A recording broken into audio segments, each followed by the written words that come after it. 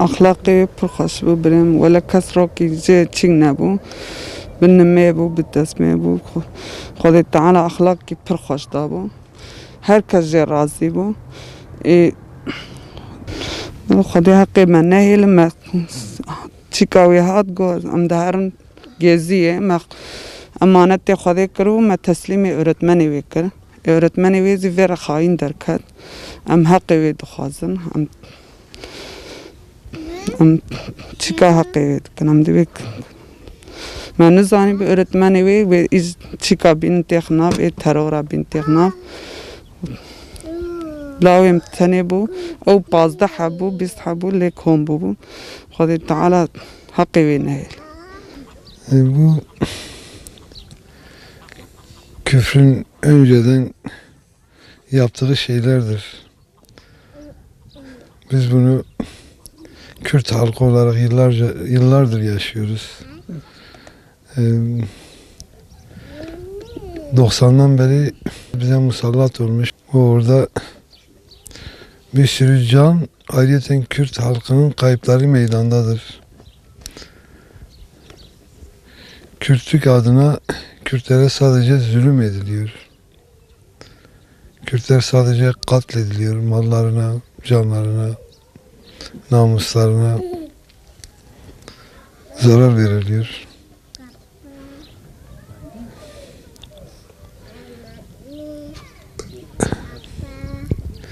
Başımıza halen işte böyle musibetler geliyor.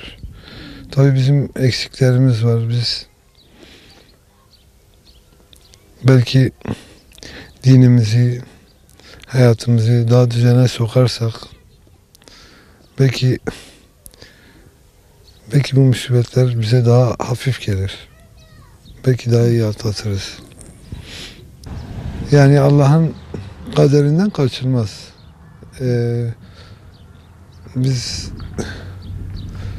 çoluk çocuğumuz, kendimiz zarar görmeyelim ya da onlarla aslında yüzleşmeyelim, karşılaşmayalım diye biz çıktık oradan.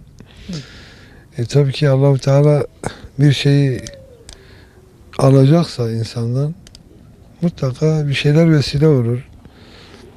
Biz kendi elimizle çocuğumuzu teslim ettik. Kaderi tamam diye aldı bizden. Allah'a şükür çocuğumuz kötü bir şey yapmadı. Kimseye zulmetmedi. Kimsenin malına, namusuna, canına el uzatmadı. Yol kesmedi. Taş atmadı. Molotof atmadı. Sadece o zalimlere dediği ben sizin gibi düşünmüyorum. Sizin dediğiniz şeyleri ben kabul etmiyorum. Ben kendi halkıma sokaklarına ben mayın döşemem. Ben taş atmam kimseye. Bana zarar veren sizsiniz yani. Onun yüzünden ilk günden o kampa gittikleri ilk günden onu gözlerine kestirdiler. İntikam alacaklarını söylediler. Şimdi yavaş yavaş çıkıyor ortaya görgü tanıkları. Bunu anlatmaya başladı. Ve tedbirlerini aldılar. Bilerek, tasarlayarak oradaki görevlilerin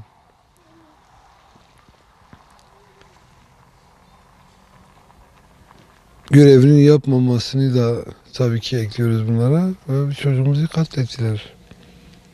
Onlar bizi sevmiyor diye, onlar İslam'ı sevmiyor diye yani biz davamızdan vazgeçmeyiz. Biz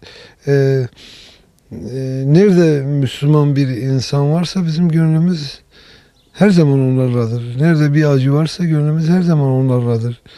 Nerede bir sıkıntı varsa gönlümüz her zaman onlarladır. Biz davamızdan da hiçbir şeyimizden de biz vazgeçmiyoruz. Onlar bizi vurabilirler yani. Bu bizi geri adım atmaya yani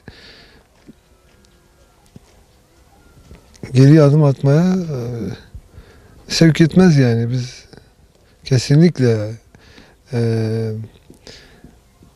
geri adım atmıyoruz ve davamızdan vazgeçmiyoruz yani.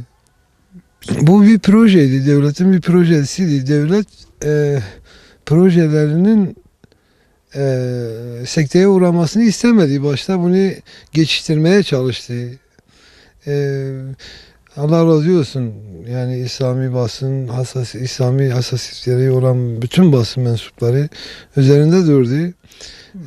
Bunu o belki haberleri tam olmadı. Yani birileri onlara yanlış anlattı. Bunu kamu görevlileri de artık anlamaya başladı ve bunun üzerine şimdi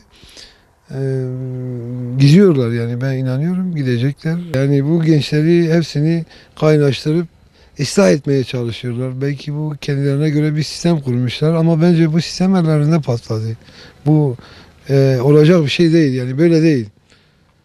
Öyle bir zehirlemişler ki bu çocukları ben bunu çocuğumu katleden çocuklara da söylüyorum yani.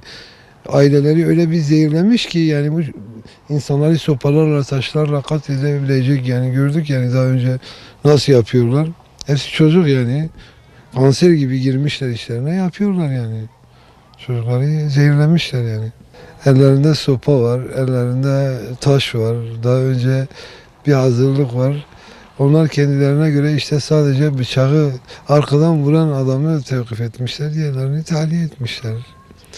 Artık bu savcının takdiri, ona sormak lazım yani. O hakime sormak lazım, savcıya sormak lazım. Ona göre adil değil.